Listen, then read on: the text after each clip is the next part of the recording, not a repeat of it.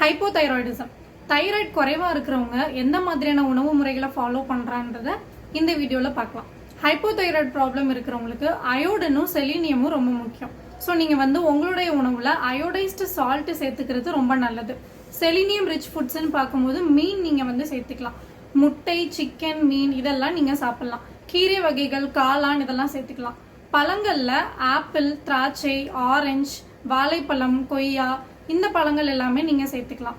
நீங்க தவிர்க்க வேண்டிய உணவுகள் எதெல்லாம் பார்க்கும்போது காஃபி அண்ட் டீ இதை நீங்க கண்டிப்பா காஃபி டீயை குடிக்கிறது நிறுத்தணும். அண்ட் சாஃப்ட் ட்ரிங்க்ஸ் வெளியில ஃபாஸ்ட் ஃபுட்ஸு, ஜங்க் ஃபுட்ஸு இந்த மாதிரி தான் வாங்கி சாப்பிட்றத நீங்க அவாய்ட் பண்ணணும். அப்புறம் க்ரூசிஃபரஸ் வெஜிடபிள்ஸ்ன்னு சொல்ற காலிஃப்ளவர், ப்ரக்கலி, முட்டைக்கோஸ், அதுக்கப்புறம் கிழங்குல கப்பை கிழங்கு, சர்க்கரை வள்ளி கிழங்கு இதெல்லாம் நீங்க சாப்பிட்றத கம்மி பண்ணணும். இனிப்பும் கொழுப்பு சத்தும் அதிகமா இருக்கக்கூடிய உணவுகளை சாப்பிட்றத நீங்க தவிர்க்கணும். இது எல்லாம் தான் ஹைப்போதைராய்டு ப்ராப்ளம் இருக்கிறவங்க ஃபாலோ பண்ண வேண்டிய உணவு முறைகள்.